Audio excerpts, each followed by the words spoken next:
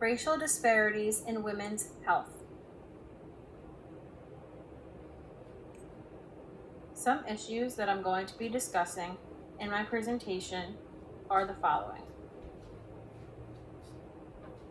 The race of women in the U.S. plays a very large role in their health. Black and white women in the United States have completely different survival rates when it comes to certain diseases and illnesses. There are some major diseases that certain racial groups are more prone to getting. It has not been biologically proven that this is because of genetics. Instead, it is because of their environmental conditions that may contribute to these differences. How socioeconomic status plays a role in women's health. Healthcare coverage.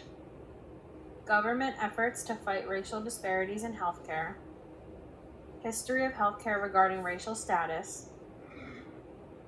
And statistics of racial disparities in the United States and Canada.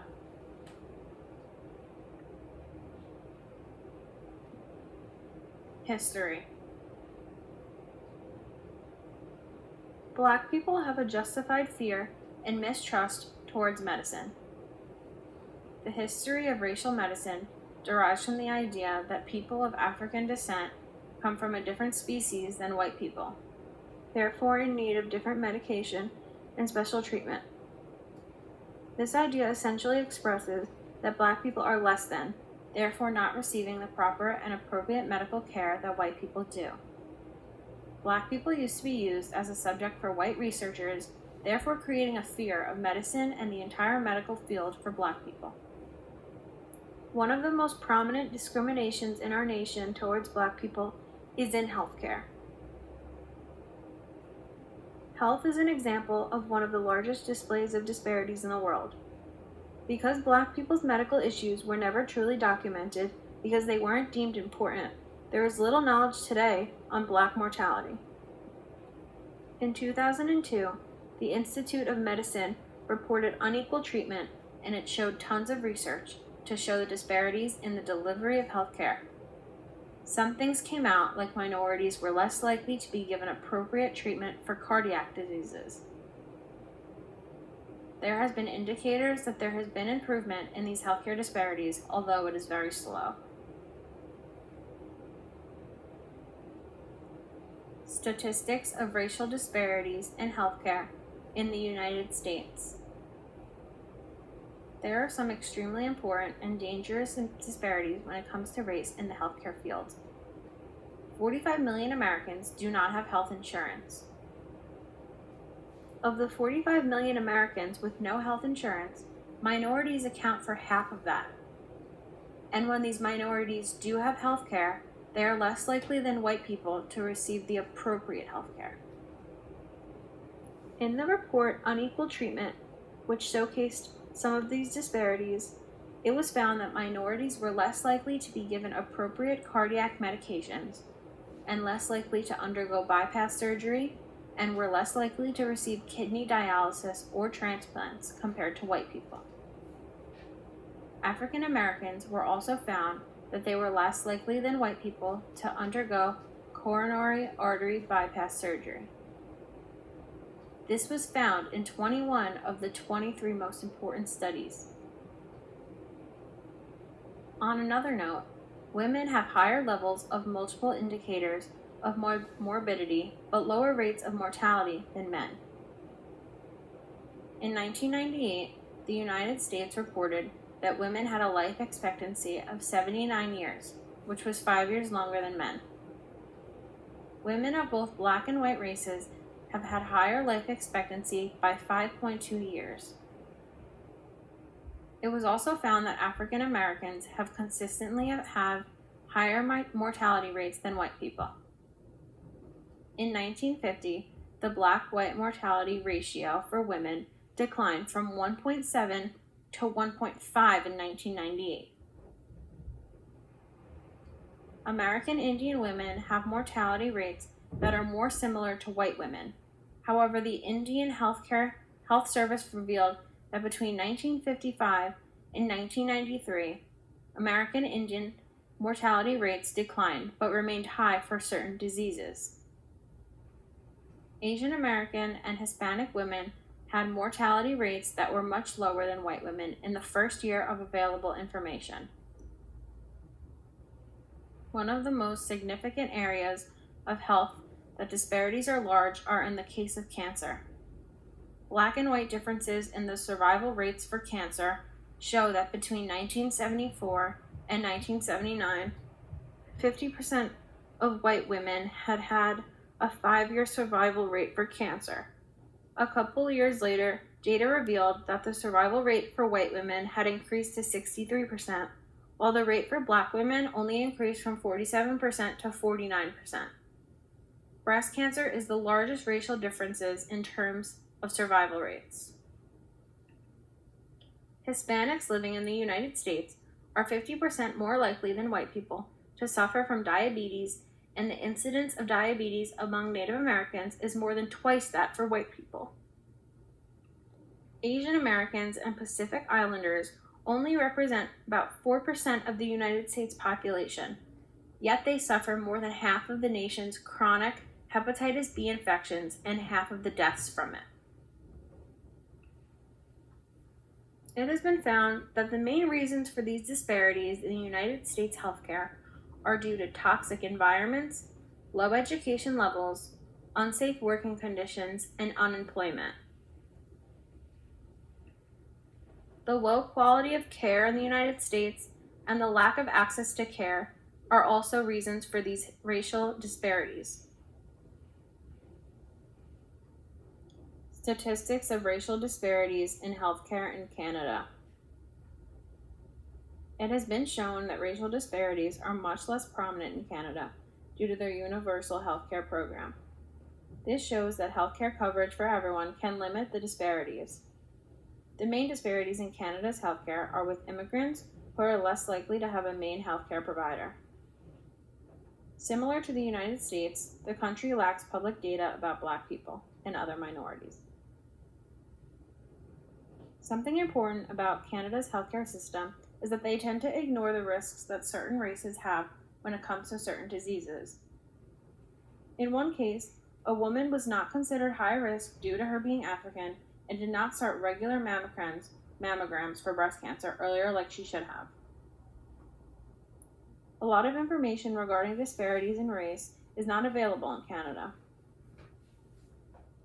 This issue is preventing education on who is more at risk and who is not, and who should be getting tested for certain things and who shouldn't be. There are significant data gaps like this in Canada. It was found that in Canada, symptoms are more likely to be ignored if you are a person of color. The issues that Black people have with their health are not being addressed fast enough or appropriately enough, so the premature deaths are going up, and there are higher rates of diseases and illnesses that could have been prevented if treated properly and promptly. An important statistic in Canada is that women make up 70% of the HIV cases, yet the healthcare system has not responded to this issue. Government efforts to improve racial disparities in the United States. The United States is the only industrialized country that does not give healthcare to all of its citizens. A large part of the United citizens that are left with unfair and non-proper healthcare, depriving them of a human right. In the 1940s, Gunnar Myrdal released An American Dilemma, which documented the effects of slavery. However, the issue of health disparities did not gain attention until 1985, when Margaret Heckler, who was the Secretary of Health and Human Services, released the report of the Secretary's Task Force on Black and Minority Health, which showed the differences in Black and white people for the first time. There were more efforts made during Bill Clinton's presidency. There were federal initiatives to address the disparities. Some of these are Healthy People in 2010, the Healthy Disparity Collaboratives, Racial and Ethnic Approach to Community Health, and Excellence Centers to Eliminate Ethnic and Racial Disparities. In the year 2000, The Minority Health and Health Disparities Research and Education Act created the National Center for Minority Health and Health Disparities at the National Institute of Health. This mandated that there must be research conducted on minority health and to examine the data very closely. Government efforts to improve racial disparities in Canada. In 2017, the government released a report called the Clinical Handbook for Sickle Cell Disease that showed the issues that patients deal with when faced with sickle cell disease. It was found that this is the most prevalent in Black communities. The Public Health Agency of Canada admits that the data on race-based data in hospitals is not good enough. The government also recognized that race is one of the main determinants of health, and there is evidence of race-based disparities in Canada's healthcare system. In Ontario, they are building equity considerations into the new Ontario Health Team's motto, which will encourage improvement on the health of the population and reduce disparities among different groups. Some clinics in Toronto have implemented ways to address racial inequalities. These facilities began collecting race-based data and prioritizing fair treatment and care. The CPHA has acknowledged its role in maintaining proper health care for all of its citizens. They have also admitted to the following. They will review and amend its systems and processes to eliminate those processes that could lead to racist behavior within the association. Board members and staff will undertake anti-racism and anti-oppression training to foster an environment of culture and humility safety. They will identify and implement an assessment process as a means of finding and addressing stigmatization, and racialization that may arise as a result of its work. The Indigenous Relations Advisory Committee has established to guide transformations that includes Indigenous people in their work and in its public health advocacy. Goals for the United States. One of the major goals for the United States citizens is to have free and fair health care for all. An effective way to improve the lives of minorities and women is to expand Medicaid and the state Children's Health Insurance Program. This program serves low-income and minority Americans. Some other goals for the United States to diminish health disparities are expanding education on these racial disparities. Another goal is providing more language services that will benefit the 46 million people in the United States that have a first language other than English. Another goal is to conduct and report on data for minority women in the United States. This will provide more information on how to better the quality of our healthcare. Goals for Canada. Some important goals for Canada to help diminish racial disparities in healthcare include providing and collecting more data on minority and racial statistics and rates of mortality, to implement stronger training and practices that allow for fair and appropriate treatment and care for all races, to remove any practices that disadvantage minorities, to accept reviews for their policies and practices, providing anti-racism and anti-oppression training for all healthcare workers. Major effects that health and racial disparities have on minority women. In 1985, the HHS released its first national report on health of minorities. It was found that 60,000 more deaths occurred per year for minorities than the white population. This prompted the Office of Minority Health, in 1986. There has been some improvement, such as more minority women getting yearly mammograms to prevent against breast cancer, earlier treatment with antibiotics, and seeking counseling. Women have a strong fear of getting treatment due to the past evidence of unethical treatment to minorities.